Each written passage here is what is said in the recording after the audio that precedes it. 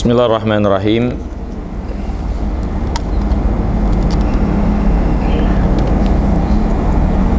Assalamualaikum warahmatullahi wabarakatuh. Alhamdulillah,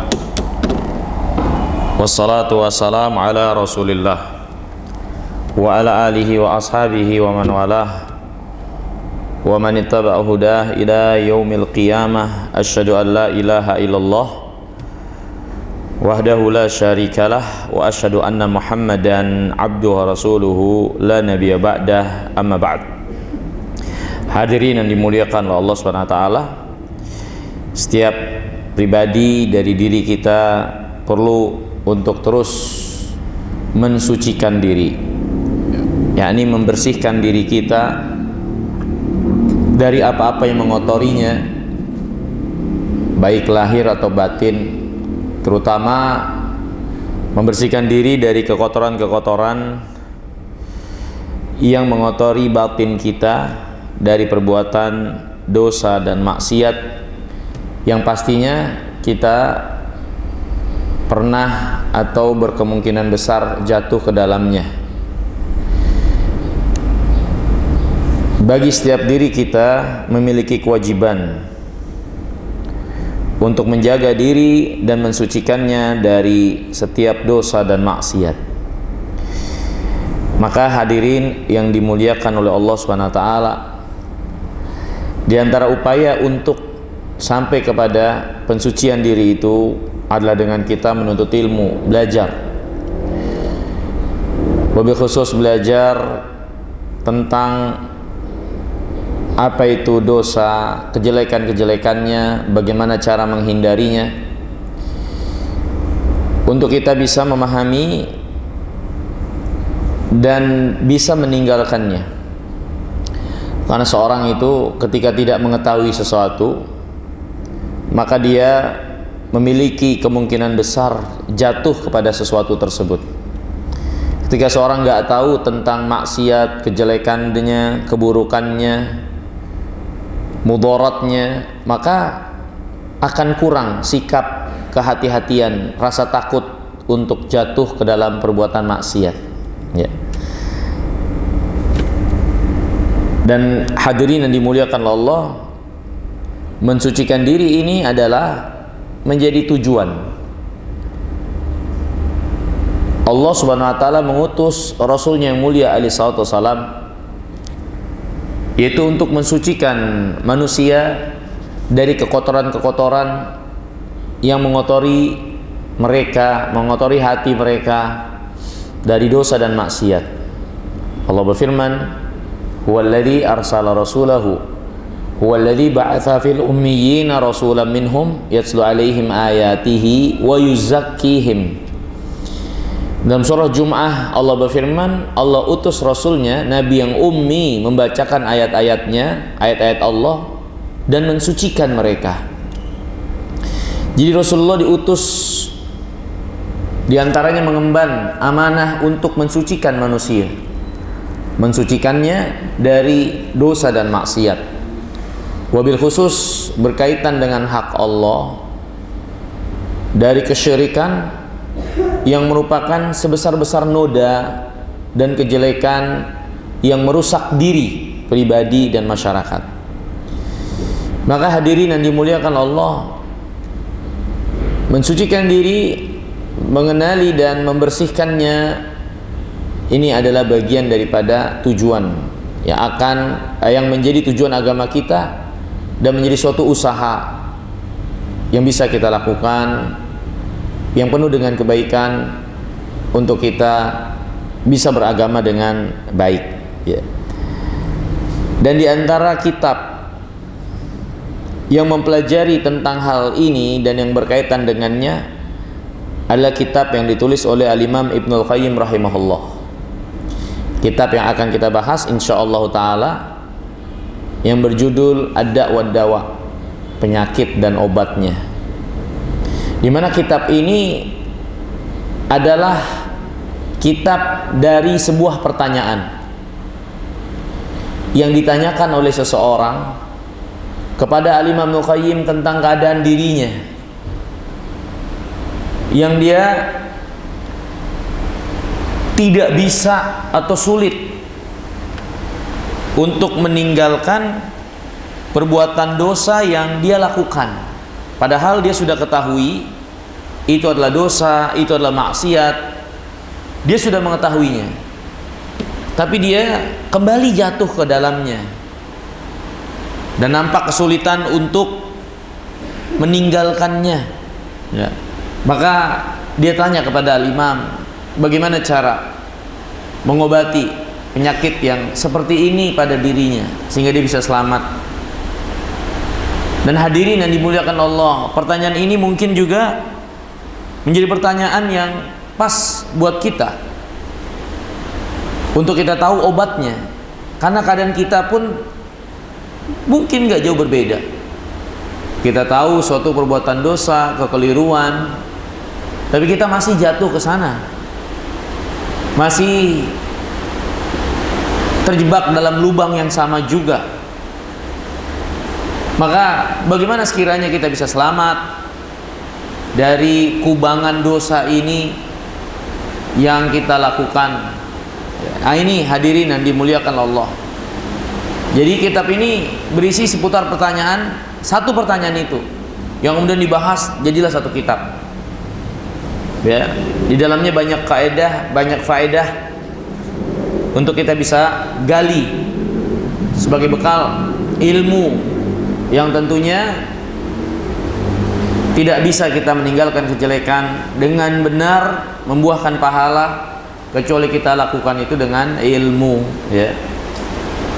Tidak berpanjang lebar, hadirin, mari kita perhatikan apa yang dikatakan dan ditulis oleh Imam Al-Qayyim dalam kitabnya ini. Di bagian pertama, ya, disebutkan dalam kitab ini, suila Syekh Al-Imam Al-Allamah Al-Mutqin Al-Hafidh An-Naqid Syamsuddin Abu Abdullah Muhammad ibn Syekh Taqiyuddin Abi Bakar Al-Ma'ruf ibn Al-Qayyim Al-Jauziyah zadahullahu min fadli. Al-Imam Al-Qayyim yang bernama Muhammad ibn Syekh Taqiyuddin Abi Bakar pernah ditanya, mataqulu sadatul ulama, apa yang dikatakan atau nasihat dari ulama yang mulia ini, a'immatuddin ajma'in, a'immatuddin radhiyallahu ta'ala anhum ajma'in, fi rajulin ubtiliya bibaliyatin. Apa nasihatnya dari ulama tentang seorang yang diuji dengan satu ujian? Wa alima annaha in istamarrat bihi afsadat alaihi dunyah wa akhiratah, di mana dia mengetahui dengan sebab ujian ini, kalau terus dia berkutat padanya, maka ini akan merusak dunia dan akhiratnya. Dia terjerumus dalam ujian. Ujian apa yang dimaksud? Dosa dan maksiat. Yang dia tahu kalau dia terus berkutat dalam dosa dan maksiat ini, dia akan binasa. Hadirin, ketika orang berbuat maksiat, ketika ada seorang berbuat maksiat, itu musibah. Itu diantara bentuk ujian, fitnah, musibah, ya. Maka ketika kita melihat ada saudara kita berbuat maksiat, di antara sikap yang dijelaskan para ulama, pandangan kita yang pertama, ya, adalah pandangan kecemburuan tentunya, karena batasan Allah dilanggar. Kemudian yang kedua, pandangan yang harus ada pada kita, pandangan kasih sayang, mengasihani saudara kita yang berbuat maksiat itu, yang sedang diuji oleh Allah, ya, begitu. Kemudian yang ketiga, yaitu pandangan kasih sayang, pandangan kecemburuan terhadap din, ya. Yang ketiga,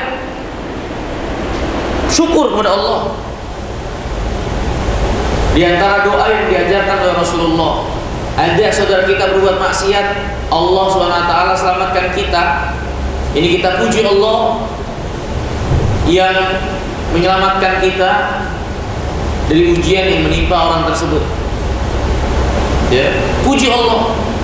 Kembalikan nikmat kepada Allah. Kalau kita selamat tidak berbuat maksiat, sedangkan saudara kita berbuat maksiat, yang nggak boleh ada pada kita pandangan ujub, merendahkan orang yang berbuat maksiat itu, ya, meremehkannya. Ini nggak boleh. Oke lah dia berbuat salah, tapi nggak ada alasan kita untuk merendahkan dia. Karena ternyata kita pun tidak melakukan itu bukan karena kita mulia, tapi Allah yang selamatkan kita. Maka yang dipuji Allah, yang disanjung Allah bukan diri ini.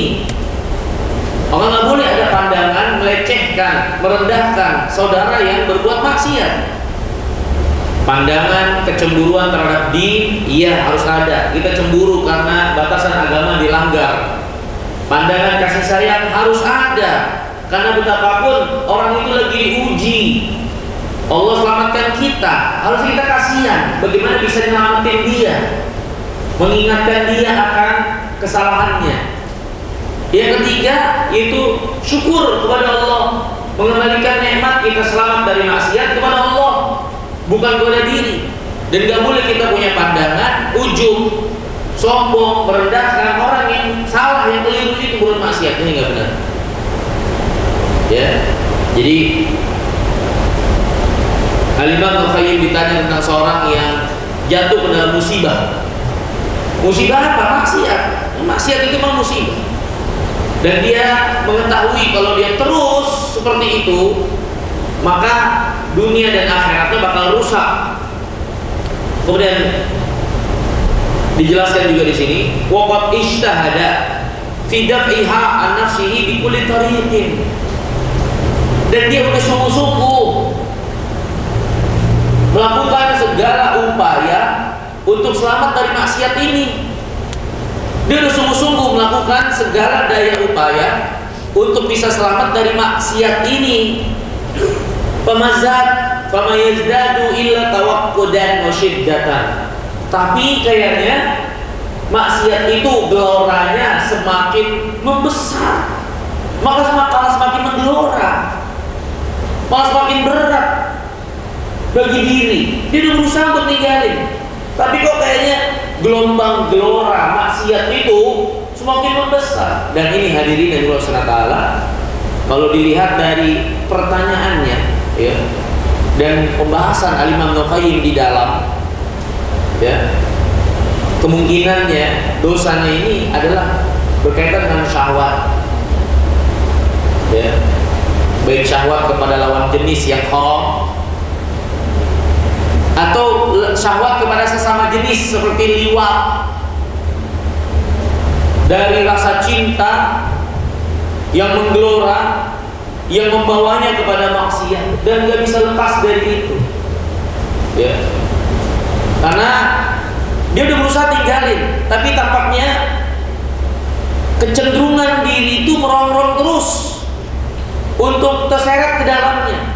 Dan ini biasanya adalah dosa yang atau maksiat yang bersumber dari al-mahabbah, rasa cinta itu kepada lawan jenis yang haram, kepada sesama jenis, ya, seperti suka kepada anak-anak yang belum balik, ya, laki-laki. Ini ada orang yang terkena musibah. Dia itu kalau melihat anak-anak remaja, ya, seorang laki-laki, ya, dia melihat anak remaja, dia syahwatnya menggelora. Ya, ini ujian. Ada orang yang seperti itu, Allah uji. Ada yang dengan perempuan, wanita, ya. Ini perkiraan saya. Dosanya memang nggak disebutkan tersendiri di sini, ya. Nggak disebutkan tersendiri di sini dosanya. Tapi dari jawaban Al-Imam Al-Qayyim di dalam kitab ini, walaupun beliau bahas dosa secara umum, bahas kesyirikan, tapi ketika dalam bab mahabbah, cinta, beliau nampak lebih dalam lagi pembahasannya, panjang lebar berkaitan dengan cinta kepada sesama jenis, cinta kepada lawan jenis, di mana kedudukannya berkaitan dengan cinta kepada Allah. Bagaimana dengan cinta kepada yang halal? Sampai mana batasannya? Nah ini jadi pembahasan banyak di dalam kitab ini. Bagian besar kitab ini bahas tentang ini. Jadi hadirin yang dimuliakan Allah Ta'ala, orang ini bertanya, gimana? Saya sudah berusaha untuk menghindar, tapi nampaknya syahwat atau godaan itu semakin menggelora. Famalhila fidafiha. Gimana sih agar bisa menghindar dari dosa ini? Wa maturiq ila kasriha. Bagaimana jalan untuk bisa menyingkap dan menjadi solusi dosa yang menjirat ini? Ini hadirin yang dimuliakan. Ini bentuk pertanyaan yang terpuji. Itu seorang bertanya tentang sesuatu yang bermanfaat untuk bisa dia amalkan, menjadi kebaikan dia dalam beragama. Ini pertanyaan yang terpuji. Bagus ini pertanyaan. Ya. Kita jangan lihat yang bertanyanya mungkin pendosa. Justru kita hargai dia, karena dia dengan keadaan dirinya pendosa, tapi dia punya antusias dan keinginan untuk baik. Tapi dia terkalahkan oleh kelemahan dirinya dalam syahwat atau yang lainnya. Dan kita kan seperti itu. Ada bagian diri kita yang lemah, kita di sana. Mungkin kita kuat puasa, kuat sholat, kuat ini dalam ibadah kuat. Larangan ini kita kuat, tapi ada satu larangan kita lemah di situ. Ya. Allah Maha tahu kekurangan-kekurangan kita. Tapi pelajaran buat kita, jangan sampai ada kelemahan untuk berubah, untuk solusi kebaikan dalam kita melakukan kekeliruan dan kesalahan. Itu yang penting. Lihat orang ini, lihat orang-orang yang berdosa pada zaman Nabi. Para sahabat gak semuanya seperti Abu Bakar yang berzina.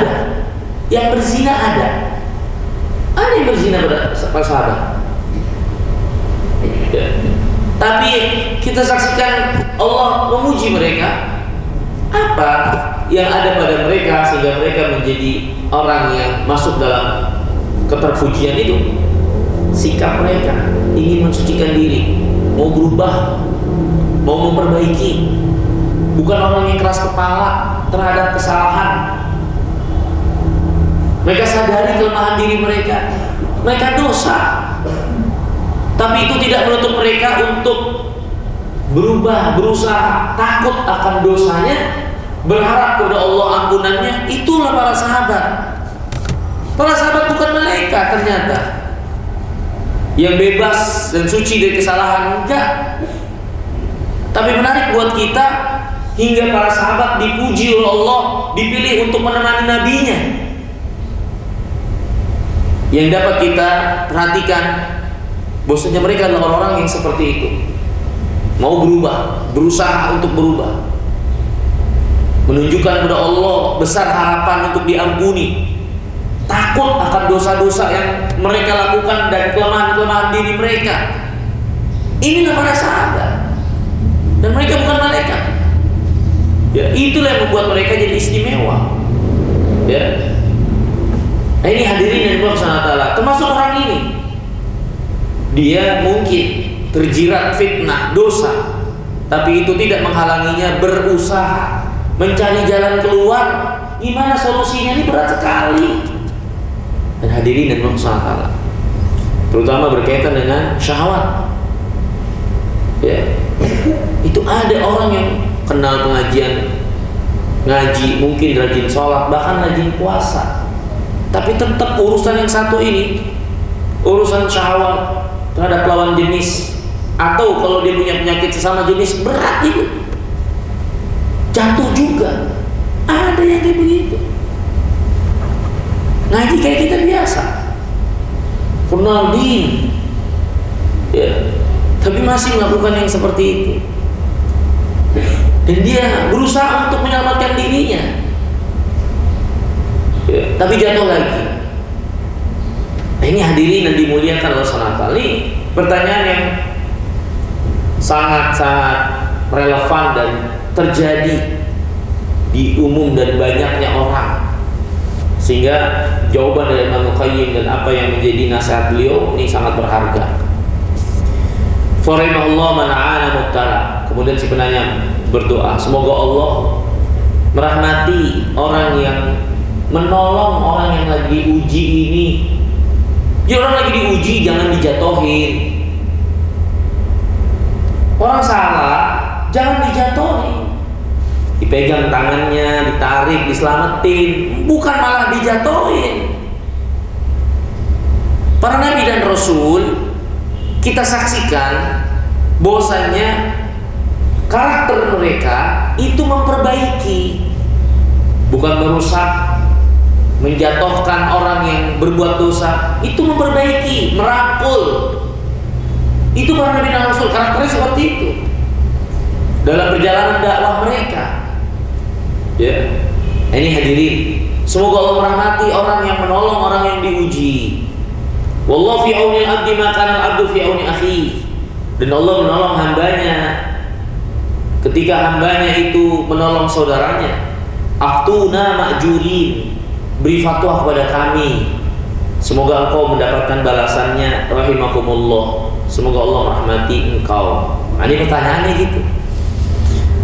Fakata Syekh radhiyallahu ta'ala an, maka Al-Imam Qayyim rahimahullah menulis jawabannya.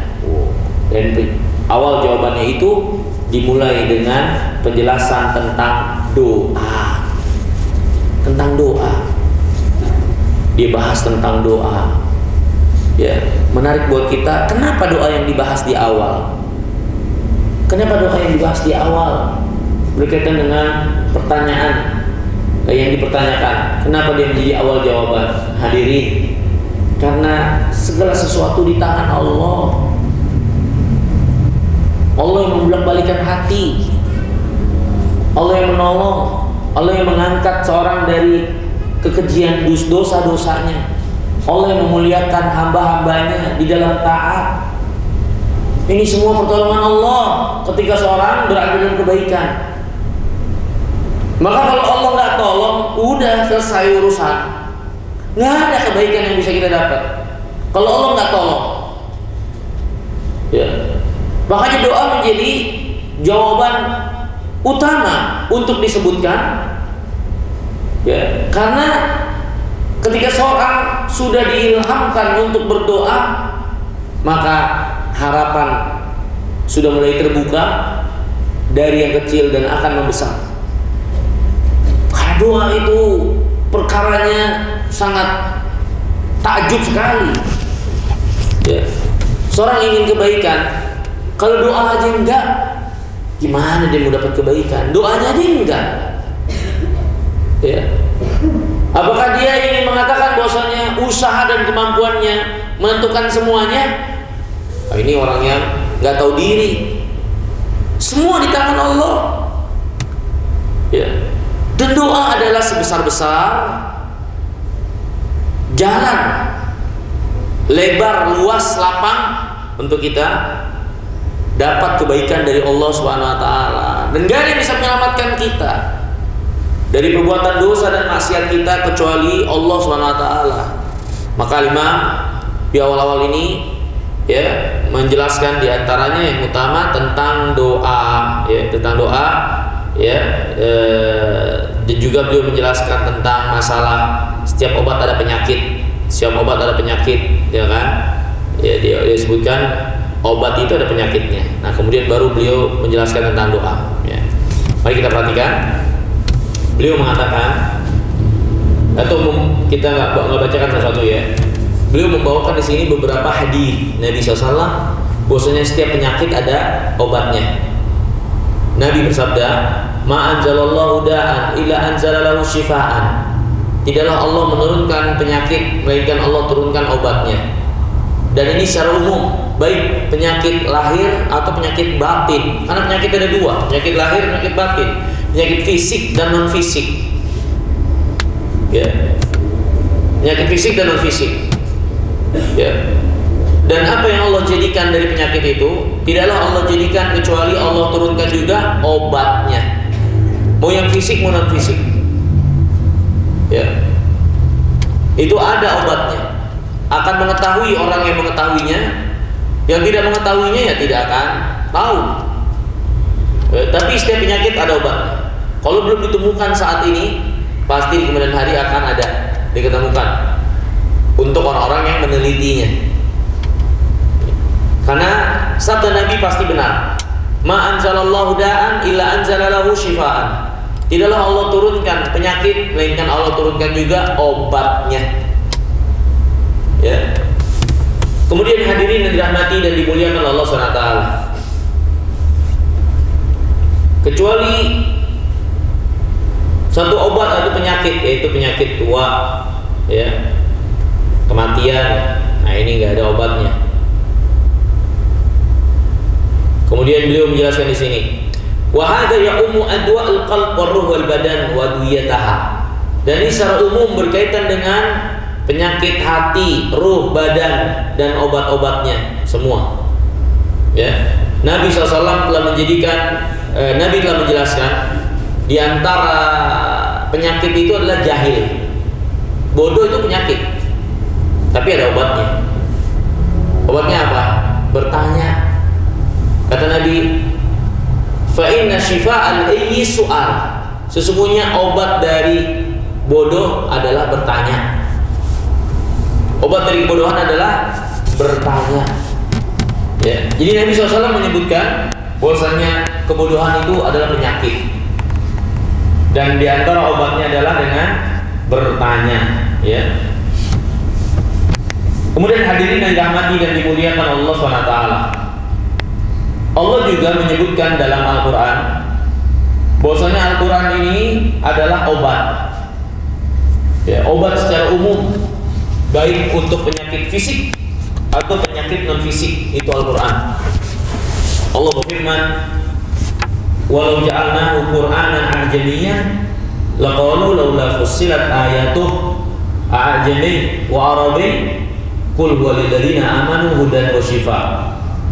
Yani orang-orang musyrikin dulu menuduh Muhammad alaihissalam itu membawakan Quran karena diajarin sama ahlul kitab terdahulu.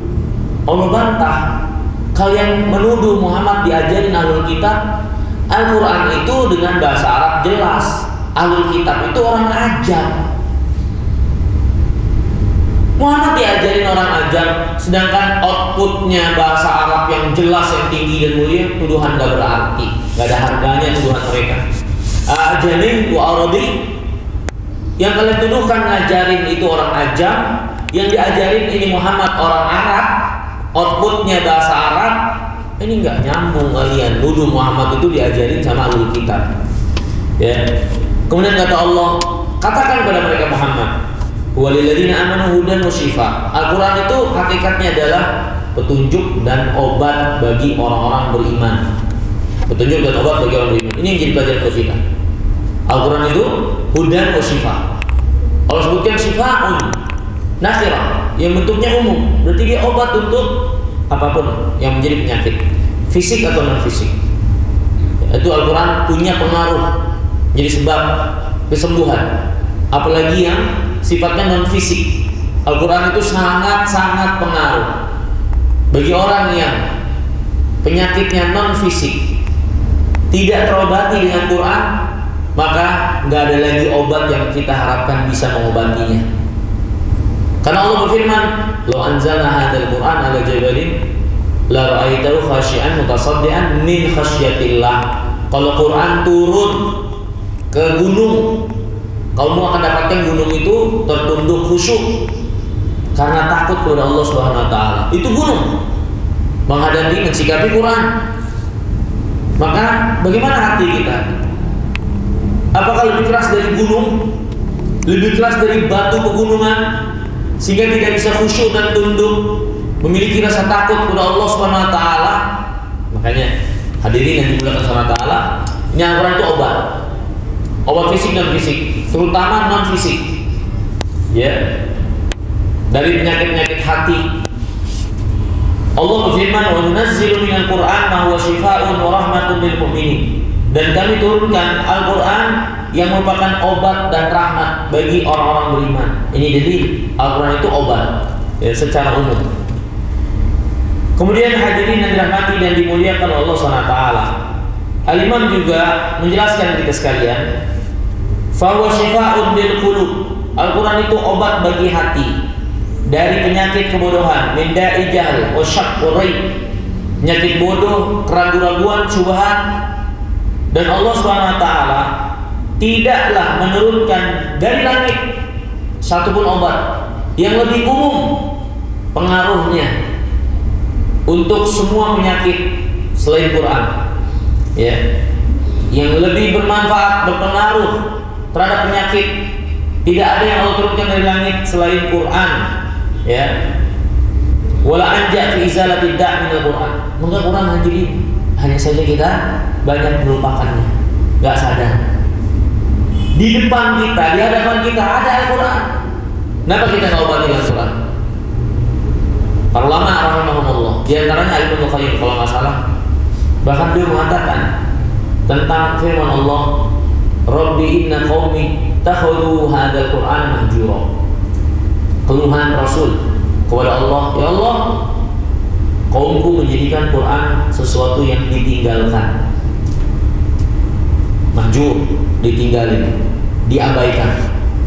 Maka kata Imam, di antara bentuk pengabaian, ya, mengabaikan Al-Quran adalah tidak berobat dengan Quran. Kenapa kita tidak berobat dengan Quran? Allah katakan diobat. Kita lebih percaya kepada obat-obatan, lebih percaya kepada manusia, dokter. Kenapa nggak dengan Quran? Ini banyak kita abaikan, padahal obat itu di depan kita. Dan Allah katakan Quran itu obat. Ya, ini hadirin yang dimuliakan Allah SWT. Al-Imam mengatakan tidak ada yang Allah turunkan dari langit obat yang paling bermanfaat, berfaedah dan menyeluruh untuk setiap penyakit, ya, melebihi Quran, ya. Kemudian hadirin yang dimuliakan Allah, kita lanjutkan. Kemudian beliau Al-Imam menjelaskan beberapa keadaan atau kejadian bagaimana Al-Quran dijadikan sebagai obat untuk menyembuhkan, yaitu kisah Abi Sa'id yang diriwayatkan oleh Imam Bukhari dan Muslim tentang perjalanannya bersama sahabat yang lain pada satu safar. Dia dalam satu safar bersama para sahabat, kemudian singgah di suatu desa. Kemudian dia minta dijamu. Orang Arab itu terkenal dengan kemuliaan, memuliakan tamu, menjadi ajaran yang dipraktekkan dari warisan Ibrahim alaihissalatu wassalam. Ibrahim kan sangat memuliakan tamu. Orang Arab tuh memuliakan tamu. Di antara kebaikan yang masih ada terus pada mereka. Abu Sa'id ini minta untuk dijamu, tapi kelihatannya penduduk desa itu nggak mau menjamunya. Pada akhirnya, kalau kamu dijamu ya sudah, berarti salah mereka. Ketika itu ternyata pimpinan suku lagi sakit, terkena sengatan. Ini sengatan kalajengking atau hewan penyengat, ya. Mereka sudah berusaha dengan obat-obatan apapun, belum kunjung sembuh si kepala sukunya, ya. Kemudian akhirnya mereka berkata, ya kalau kalian ada yang bisa untuk mengobati penyakit kepala suku kami, ya, silakan. Maka si rombongan safar ini mengatakan, enggak, kami nggak bakalan mau. Sampai terikat perjanjian, kalau orang yang sembuh, jamu kami, ya, jamu kami. Ya, dia nggak apa-apa, nanti kita coba obati. Tapi kalau sembuh, jamu ya, minta dijamu. Maka dia sepakat, ya. Kemudian dibacakanlah kepada kepala suku ini surah Al-Fatihah, ya. Surah Al-Fatihah dibaca sampai selesai. dan mereka pun pergi, ya, atau mereka berpaling, sudah sembuh si kepala suku itu, benar dari sengatan itu. Maka penduduk desa pun memenuhi janji, dia jamu, dikasih kambing dan lain-lain. Akhirnya jamuan-jamuan itu sebagiannya mereka bawa lapor pada Nabi, kami melakukan ini dan itu dan seterusnya. Maka kata Rasulullah SAW, dari mana kalian tahu Al-Fatihah itu sebagai ruqyah? Terus kata Nabi, sini masih ada nggak sisa dari jamuan itu? Saya mau makan juga. Ya, ini menunjukkan bahwasanya Nabi membenarkan apa yang dilakukan oleh para sahabat itu. Di mana di antara surah yang bisa dijadikan untuk ruqyah pengobatan adalah surah Al-Fatihah. Surah Al-Fatihah. Dan Nabi SAW juga membenarkan seorang yang meruqyah, ya, kemudian dia mendapatkan bagian dari ruqyahnya, ini nggak jadi masalah. Karena Nabi kan pada akhirnya meminta juga, mana bagiannya kalau masih ada saya bagi bagian sahamnya, ya, seperti itu. Dan Al-Imam Al-Qayyim rahimahullah juga menjelaskan pengalaman pribadi beliau. Tapi kita nggak harus mencontoh seperti yang dilakukan, tapi pengalaman pribadi yang kita sebut dengan pengalaman rohani atau lupa saya nama kata-katanya. Ya, jadi suatu keadaan seorang itu dalam keberagamaannya, Allah SWT tampakkan kebesaran dan keagungannya. Ya, lupa saya bahasa Indonesianya. Jadi Al-Imam menjelaskan pengalaman pribadinya. Dulu dia pernah sakit di kota Mekah, nggak ada dokter, nggak ada obat-obatan. Maka Al-Imam hanya meruqyah dirinya dengan Al-Fatihah, ruqyah sendiri dengan Al-Fatihah. Dan beliau menjelaskan, pengaruhnya Masya Allah, sangat menakjubkan sekali, ya, menakjubkan sekali, ya. Apa yang dahulu dirasakan itu hilang, ya, sembuh dengan izin Allah SWT. Ya, ini, ya, hadirin yang dimuliakan Allah SWT. Penjelasan dari Al-Imam, Al-Quran itu obat semua penyakit fisik atau non fisik, ya. Kemudian Al-Imam juga menjelaskan, ya, tentang sisi mujarabnya suatu doa atau dzikir ruqyah untuk kita baca. Bagaimana proses sehingga mujarab harus kita perhatikan. Beliau menjelaskan sini. Walakin hahuna amrun yanbaghi at-tafattun lah. Tapi ada perkara yang harus kita perhatikan dengan seksama. Annal adhkar wal ayat wal adiyah allati yustashfa biha wa yurqa biha ya fi nafsiha nafi'ah syafiyah walakin tastad'i qabul al mahal wa quwwat tahammat al fa'il wa ta'thirihi. Perlu kita pahami dengan baik bahwasanya doa-doa, dzikir-dzikir, ayat-ayat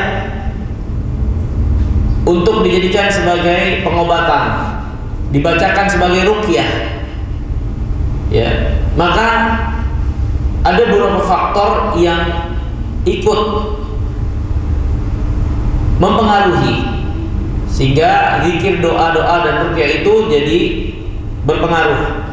Yang pertama tentunya ayat itu sendiri, nafi'ah syafiyah. Ayat-ayat itu, doa-doa itu adalah ayat dan doa yang memiliki keutamaan. Secara umum semua Al-Quran buat ruqyah, tapi tentu ada ayat-ayat tersendiri yang lebih menonjol, seperti Al-Fatihah, ayat kursi, Muawwidhatain, Al-Ikhlas, Al-Falaq, An-Nas, ya, seperti itu. Kemudian yang kedua, qabul mahal. Orang yang diruqyah harus punya penerimaan. Jadi apa yang dibaca itu pengaruh. Faktornya lagi, orang yang dibacakan ruqyah itu ada penerimaan nggak dari dia? Ya, si yang dibacakan ruqyah. Kemudian yang ketiga, quwwatu himmatil fa'il. Kejiwaan, tekad yang meruqyah, yang baca, mentalitasnya. Kalau yang bacanya nggak punya mental, ya maka kadang-kadang kurang pengaruh juga. Sampai ada orang yang dia ngeruqyah, ternyata yang diruqyah lagi kemasukan, bacanya lebih bagus dari yang ngeruqyah. Setannya lebih bagus bacanya, akhirnya dia kalah. Kalau kata kita bilang kalah tua, ya akhirnya dia yang malah mundur. Mentalnya harus kuat tuh, yang ngeruqyah itu harus kuat mental. Pengaruh juga, ya mempengaruhi juga. Kemudian yang ke apa namanya? Ya ini tiga perkara yang harus diperhatikan. Ya ayatnya itu sendiri, doanya, kemudian yang diruqyah juga itu faktor-faktor juga menunjang. Kemudian yang meruqyah pun harus punya mental yang kuat. Tiga ini yang menentukan kemungkinan besar atau kecilnya akhirnya apa yang dibaca dari ayat Quran dan ruqyah itu jadi mujarab, jadi membukakan hasil dari sisi Allah SWT. Nah, Nabi SAW dulu ketika meruqyah, beliau hanya ngomong begini, ukhruj ya Allah, keluar wahai musuh Allah, keluar dari setan. Ya, karena Nabi SAW yang meruqyah. Imam Ahmad, ada orang yang ini apa namanya suruhan, ini bawa sendal saya, bilang kalau kamu nggak mau keluar saya pukul sama sendal Imam Ahmad. Mau keluar deh. Jadi mentalitas yang meruqyah itu pengaruh juga. Jadi kalau mentalnya lemah, ya bukan nggak boleh ya untuk meruqyah, dengan ruqyah sendiri aja, jangan ruqyah orang. Meruqyah orang itu perlu mental kuat. Ya. Ruqyah sendiri aja dan ajarin kaum muslimin untuk bisa ruqyah sendiri-sendiri. Ya. Walhal hadirin yang dimuliakan Allah. Kemudian Imam Bukhari menjelaskan kalau tiga perkara ini ya tidak berada pada persyaratan yang sempurna, maka akhirnya reaksi pun kurang, pengaruhnya kurang, ya seperti itu. Jadi misalnya ta'thirul fa'il, yang meruqyah juga mentalnya kurang, ya, atau ya apa namanya kualitasnya kurang. Kemudian orang yang diruqyah pun ya tidak apa namanya penerimaannya kurang terhadap apa yang dibaca. Kemudian yang ketiga ya, atau ada penghalang yang kuat yang menghalangi ruqyah itu untuk bisa mengobati, ya. Maka akhirnya pengobatan pun semakin berkurang kemungkinannya. Begitu juga dalam obat-obatan yang sifatnya materi, obat yang diminum. Makanya kita saksikan ada orang minum obat dosis yang sama, penyakitnya sama, yang itu sembuh itu enggak. Yang satu sembuh, yang satu enggak. Minum obat yang sama, dosis yang sama, penyakitnya sama. Berarti obat itu bukan penentu. Ada faktor-faktor lain yang harus dilengkapi juga sehingga obat itu menjadi tepat sasaran. Misalnya obat itu harus diminum sesuai dengan apa namanya aturan pakai, sehari 2 kali, 3 kali dan seterusnya. Dosisnya juga harus tepat. Tubuh si pasien. Ada obat, orang bilang obat paten, tapi tubuh si pasien nggak kuat dengan obat itu, malah jadi tambah apa? Tambah merusak. Jadi obat itu bukan penyembuh yang menentukan hasil Rabbul Alamin. Maka hadirin yang dimuliakan Allah, jadi sama obat-obatan untuk penyakit apa namanya non fisik dengan obat-obatan penyakit fisik, ada yang harus kita perhatikan sehingga menjadi tepat guna, yaitu tempat yang diobati, obat yang dijadikan obat, dan yang mengobatinya. Kalau masing-masing ya saling melengkapi dan bersinergi, maka sembuh dengan izin Allah. Seperti itu. Nah ini hadirin yang dirahmati dan dimuliakan Allah SWT. Kemudian kata Al-Imam Muqayyim, wa kadzalikal qalb, demikian pula penyakit hati, apa-apa yang ada pada hati, ya. Idza akhadha ruqa wa ta'awud biqabulin tam, kalau yang diruqyah, yang punya penyakit ini menerima dengan sempurna penerimaan terhadap apa yang didengar dari ruqyah dan bacaan-bacaan itu. Waliraqi nafsun fa'alah wa himmatun mu'athirah, dan yang meruqyah juga adalah orang yang punya jiwa yang besar, punya pengaruh, ya, kuat. Wa atharun fi izalatid da', ya. Kemudian tidak ada penghalang yang menghalangi dari doa-doa ini terkabul, maka insya Allah sembuh, ya. Begitu pula dengan doa. Nah, doa pun sama, karena ruqyah dengan doa itu ya sejalan, ya. Walaupun ruqyah itu tampak lebih umum, karena ruqyah itu dengan ayat-ayat yang bentuknya tidak selalu doa, ya. Tapi hakikat daripada ruqyah itu adalah doa juga. Apa yang kita baca, memohon kepada Allah agar Allah menyembuhkan dengan sebab ayat-ayatnya yang kita bacakan, firman-Nya yang kita bacakan, kan seperti itu. Maka doa yang sifatnya permintaan pun demikian, yang sifatnya permintaan kita, ya, menjadi sebesar-besar faktor atau sebesar-besar sebab yang membuat kita dapat kebaikan dan terhindar dari keburukan. Tapi doa juga pengaruhnya sama kayak ruqyah itu.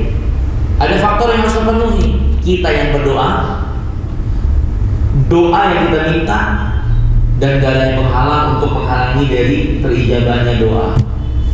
Begitu. Terkadang kita doanya udah kuat, kita lagi safar di waktu yang mustajab, kita doanya, terus permintaan doa kita juga mantap, penuh dengan harap dan seterusnya. Tapi ada penghalang yang menghalangi ijabah doa. Akhirnya doa itu diundur atau tidak tepat sasaran atau tidak tepat guna atau belum menghasilkan karena ada penghalang. Kita masih bergelimangan dosa, makan dan minum dari dari hasil yang haram. Doa pun demikian. Ya, sama kayak senjata.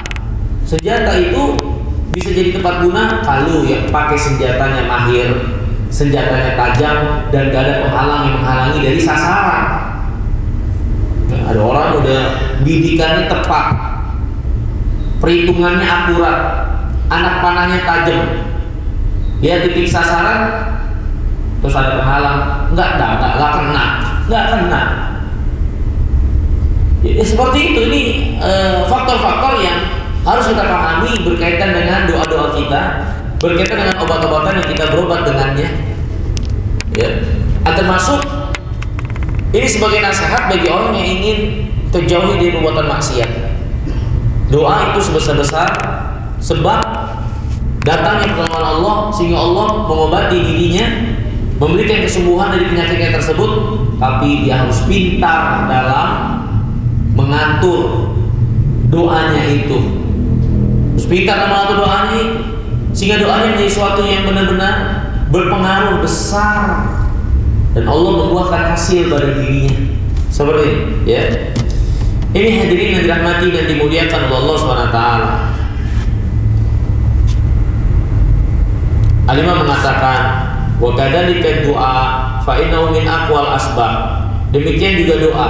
Maka doa adalah sebesar-besar sebab seorang terhindar dari keburukan dan mendapatkan kebaikan.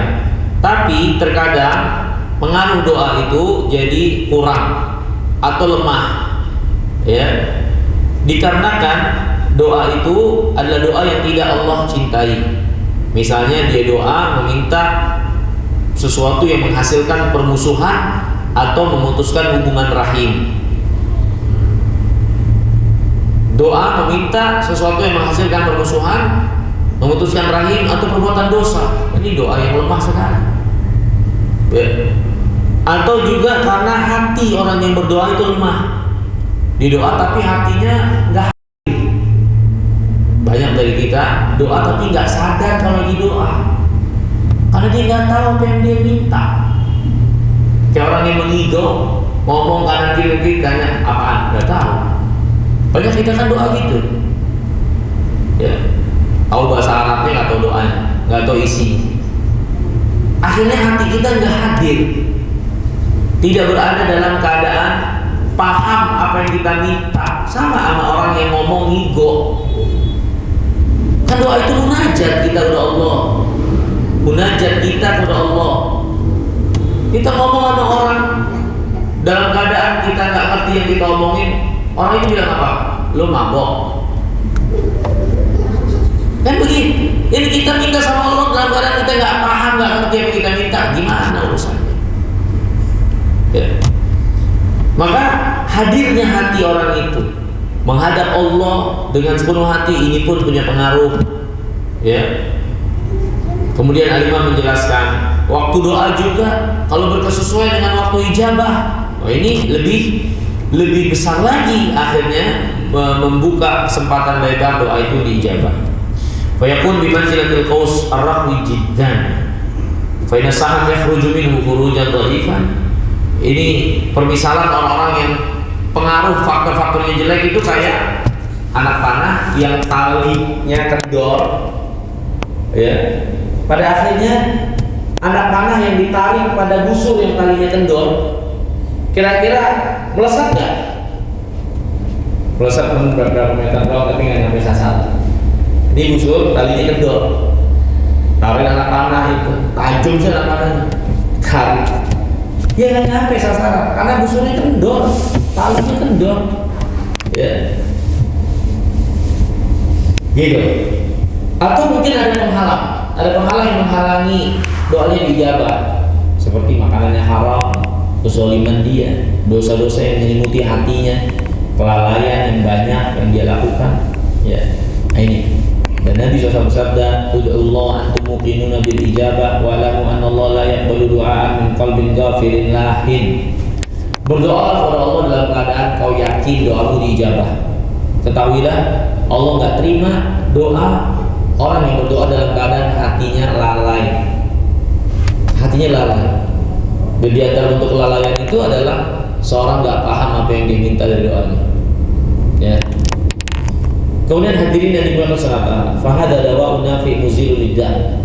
Doa itu adalah obat yang paling bermanfaat untuk menghilangkan penyakit. Akan tetapi kelalaian hati akhirnya membuat doa itu jadi nggak kuat. Doa itu jadi lemah. Demikian juga makan makanan yang haram membuat hilang kekuatan doa dan melemahkannya. Seperti hadis Nabi SAW, Innallaha thayyib la yaqbalu illa thayyibat. Wa innallaha amara al-mu'minin bima amara bihi al-mursalin. Wa qala ya ayyuhan nas, ya ayyuhar rusul kulu min thayyibat wa a'malu salihan. Min at-thayyibat wa a'malu salihan inni bima ta'maluna basir. Kemudian Nabi SAW dakhala rajul yutilu safar ash'afa adbar yamuddu yadihi ila sama yaqul ya Rabb wa mat'amuhu haram wa mashrabuhu haram wa malbasuhu haram wa ghudhiya bil haram fa anna yustajabu lidzalik. Kata Nabi SAW, ada seorang yang lama safarnya, rambutnya acak-acakan, pakaiannya berdebu, pokoknya keadaan fisik yang membawa untuk diijabah doa ini besar, ya. Seperti musafir kan doanya mustajab, dan dia ketika berdoa angkat tangan lagi, mengangkat tangan dalam berdoa dari doa permintaan kita adalah di antara faktor menguatkan doa itu. Kemudian kata Rasulullah, akan tetapi makannya dari hasil yang haram, minumannya dari yang haram, tumbuh dari hasil yang haram. Gimana mau diijabah dengan sebab perkara-perkara haram menyelimuti dia? Ya, itu kadang doanya kuat, terkadang cara memintanya juga benar. Terkadang keadaan pun menuntut untuk diijabah doanya, tapi ada penghalang. Makan minumnya haram, tumbuh dari yang haram, doanya nggak dijabah akhirnya. Fa'anda yustajabu lidzalik. Ya. Kemudian hadirin yang dirahmati dan dimuliakan oleh Allah Subhanahu wa taala.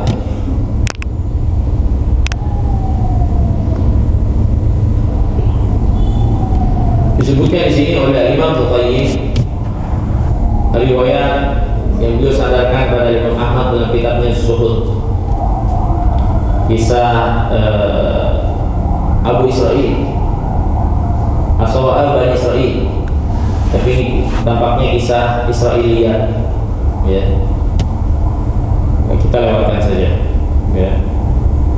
Kemudian ada menarik perkataan di sini Abu Darda. Abu Darda berkata begini, "Yakfi minad du'a ma'al bir, ma yakfi ta'am minal milh."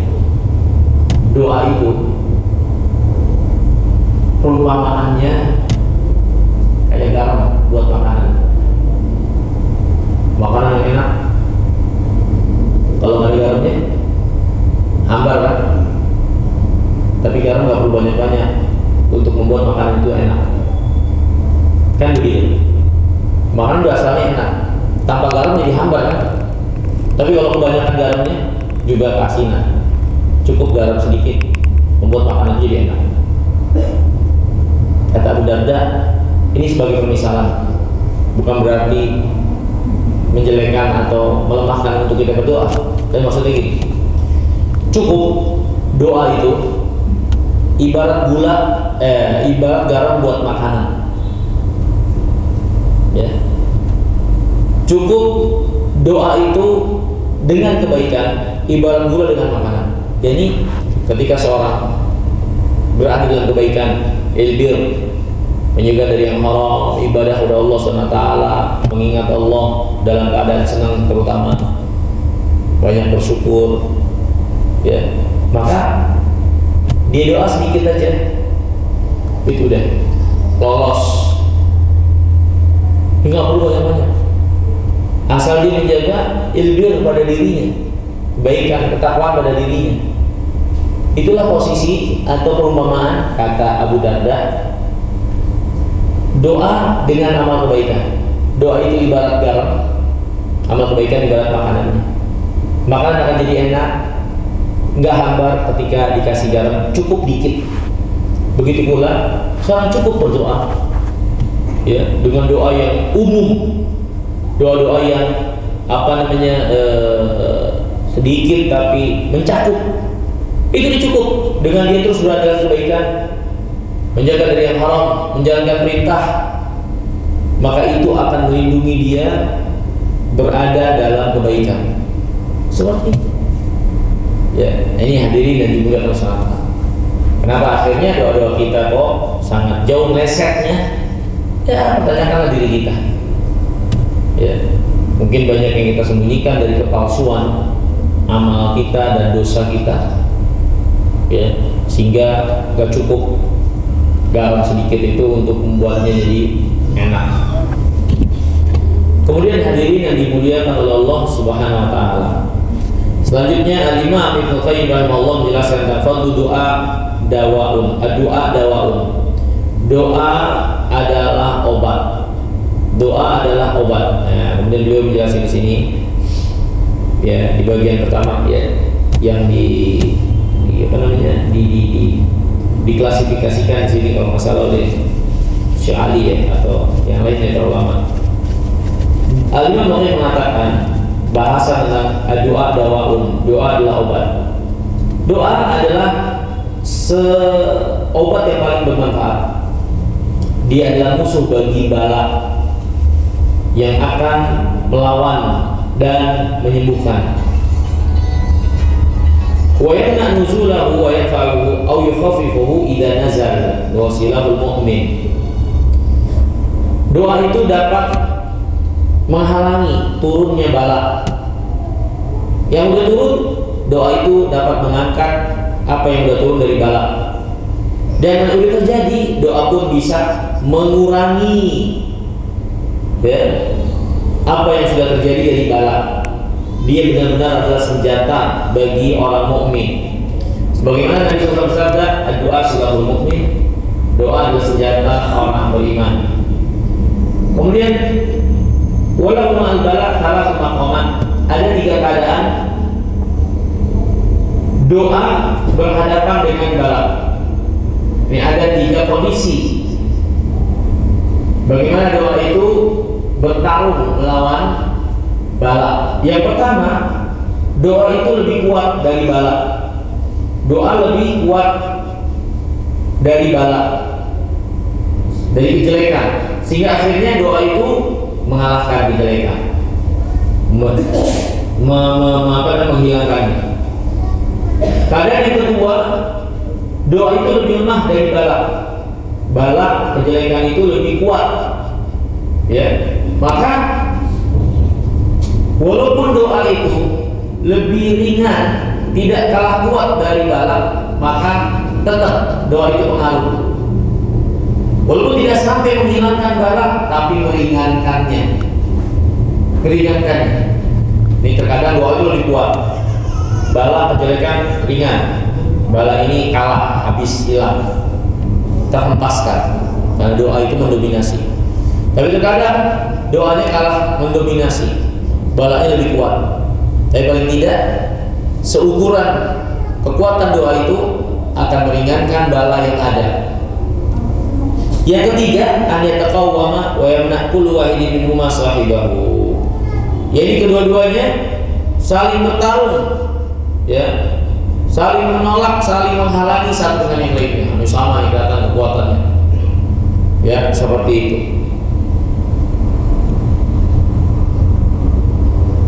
Jadi inilah keadaan doa itu, berhadapan dengan bala.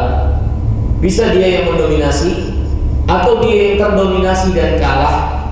Tapi walaupun begitu terkadang membuat ringan. Atau yang ketiga, doa itu saling bertabrakan atau saling berseteru dengan bala. Nabi SAW bersabda, ya,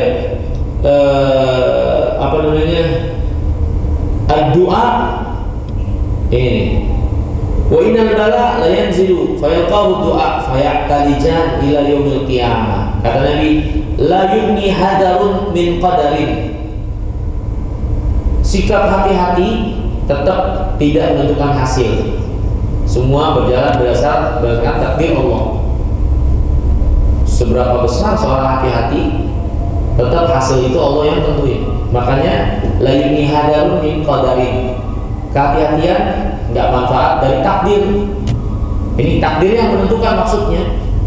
Kita hanya menjalankan apa yang dibenarkan, tapi jangan meyakini sebab itu sebagai penentu hasil. Penentu hasil Allah.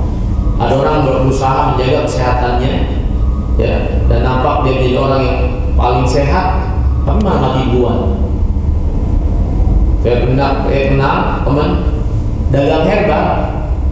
Dagang herbal depan mukanya obat-obatan semua, mati duluan, ya, gitu. Banyak yang brutal, nggak jaga kesehatan, sehat-sehat aja, yang sehari 2 slok rokok, sehat malah. Ini yang nggak ngerokok sampai sakit, ya kan? Walaupun semua berjalan dari apa yang Allah takdirkan. Usaha tetap dilaksanakan, tapi harus kita yakini usaha tidak menentukan hasil. Yang menentukan hasil Allah. Tapi usaha harus kita jalankan karena kita menjalankan perintah Allah. Ya, seperti al-hadar la yugni min qadar, la yugni hadarun min qadarin. Wa du'a yanfa'u mimma nazal wa mimma lam yunzil. Doa itu bermanfaat untuk apa yang belum turun dan apa yang sudah turun. Yang sudah turun meringankannya atau mengangkatnya, kalau itu bala. Yang belum turun menahannya agar tidak turun.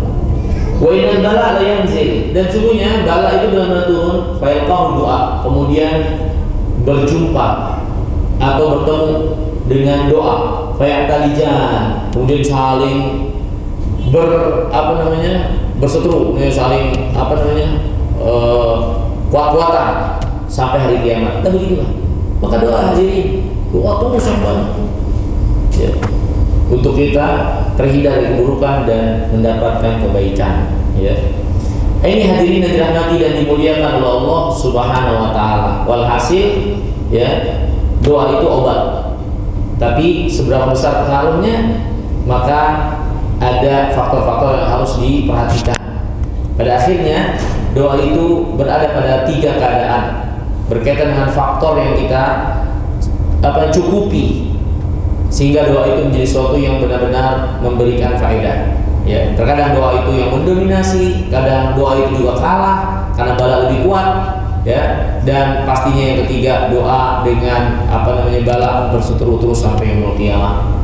Ya, maka doa itu benar-benar bermanfaat. Doa itu benar-benar bermanfaat, ya. Nah ini insya Allah yang mungkin bisa kita bahas dulu. Nanti kita masih lanjutkan berkaitan dengan doa-doa, adab-adabnya, waktu-waktu doa dan seterusnya. Di antara obat utama untuk kita sembuh dari penyakit yang menimpa dari perbuatan dosa dan maksiat yang kita sulit untuk menyelamatkan diri darinya.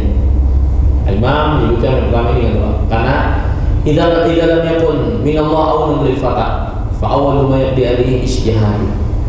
Pepatah syair mengatakan, kalau Allah gak tolong hambanya, maka yang pertama kali lenyap adalah keinginan kerasnya, semangatnya. Orang kalau tidak semangat untuk sesuatu, udah nggak diharapin kebaikan. Ya, maka pertolongan Allah SWT itu menjadi sumber utama terbuka bagi kita kebaikan-kebaikan semuanya. Dan doa di antara pintu itu, pintu untuk datangnya pertolongan Allah. Wallahu jalla wa ala. Mungkin ini dulu. Selanjutnya kalau ada yang ditanyakan, dipersilakan. Min soal. Ini bukunya betul ya. Kita mungkin selesai satu pertemuan. Tapi usahakan nanti penjelasan dengan hal yang sifatnya global dari pembahasan tertentu. Jamaah silakan baca lagi, ya kan? Sehingga bisa lebih mendalaminya. Wallahu a'lam. Min soal, ada yang mau tanya mungkin? Ada nggak? Silakan Pak, silakan.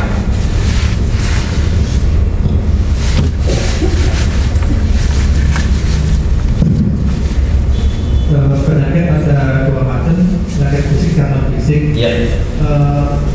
Kebanyakan orang kalau fisik itu sangat sensitif, artinya dia sudah tahu dan mudah sekali dia untuk berusaha untuk menyembuhkannya karena dia merasa sakit atau merasa malu. Tapi kalau sakit non fisik atau sakit hati itu kadang orang bahkan tidak menyadarinya bahwa dia sudah sakit hati. Ya, betul. Itu bagaimana kiatnya untuk bisa mengetahui bahwa sakit hati itu, sakit non fisik itu lebih berbahaya atau bagaimana supaya kita itu ada upaya untuk segera menyembuhkannya? Ya. Ya. Pertama, penyakit hati itu adalah ketika hati ini lemah untuk menginginkan ketaatan, berbuat baik. Itu. Penyakit hati adalah ketika hati itu gak tergerak untuk melakukan kebaikan. Penyakit hati ketika hati bergantungnya pada selain Allah, yang banyak diingatnya selain Allah, ketergantungannya bukan pada Allah tapi pada selain Allah. Penyakit hati. Penyakit hati adalah penyakit di mana hati itu dipenuhi dengan hasad, gak terima ketetapan Allah, iri terhadap apa yang menjadi ketetapan Allah pada hamba-hambanya yang berlebih kurang, ya, kebencian, ya, yang ada pada diri. Itu diantara macam-macam dari penyakit hati. Tapi pastinya hati yang berpenyakit itu akan membuat seorang jauh dari Allah, lemah dalam beribadah, dan tidak merasakan kenikmatan di dalam ibadah yang dia lakukan. Berarti artinya itu ada penyakit. Untuk kita ketahui besarnya bahaya penyakit hati, bahkan melebihi besarnya bahaya penyakit fisik. Kalau penyakit fisik hanya akan mencelakakan dan membuat kita mati, urusannya selesai di dunia. Kita tunggu ini mati, rusak, selesai dunia. Kalau fisik kita rusak. Tapi kalau penyakit hati, kejelekannya bukan hanya dunia tapi bawa sampai akhirat. Karena Allah hanya terima nanti yaumul qiyamah adalah hati-hati yang selamat. Yauma la yanfa'u malun wala banun illa man atallaha biqalbin salim. Pada hari nanti enggak bermanfaat harta dan anak-anak kecuali orang yang datang kepada Allah dalam membawa hati yang salim, yang selamat. Ya, bukan hati yang sakit apalagi hati yang mati. Jadi kalau hati yang sakit maka menjalankannya dunia akhirat. Kalau fisik, maka menjalankannya hanya dunia saja didapatkan. Maka ini sudah cukup menjadi perbandingan buat kita sekalian sebagai pandangan bagaimana penyakit hati itu harusnya lebih kita memiliki perhatian untuk kita perbaiki. Orang-orang munafik, apa yang ada pada mereka? Penyakit hatinya. Dan ternyata dengan sakitnya hati mereka, mereka itu lebih mendahulukan penampakan lahir daripada kebaikan yang ada dalam hati mereka. Allah berfirman, "Wa idza ra'aitahum tu'jibuka ajsamuhum." Kalau kalian melihat orang-orang munafik itu, maka penampakan lahir mereka membuat kamu akan kagum. Mereka itu orang-orang yang sangat perhatian dengan fisik, tapi melupakan apa yang menjadi kebaikan, keindahan hati mereka. Maka jangan seperti orang munafik. Orang beriman diperintahkan untuk memperhatikan lahir dan batin, tapi batin yang harus menjadi suatu perhatian besar, ya, daripada perhatian lahir. Walaupun lahir juga diperintahkan, tapi jangan sampai menjadikan obsesi utama itu adalah lahir. Tapi lahir kita lakukan menurut apa menjadi batasan agama, dan batin yang harus memiliki perhatian besar. Seperti itu, wallahu ta'ala a'lam bishawab. Mungkin itu. Nggak ada lagi? Kalau nggak ada, saya kira kita cukupkan. Terima kasih banyak atas perhatiannya. Mohon maaf terlebihnya. Subhanallah wa bihamdihi, asyhadu an la ilaha illa anta, astaghfiruka wa atubu ilaik. Assalamualaikum warahmatullahi wabarakatuh.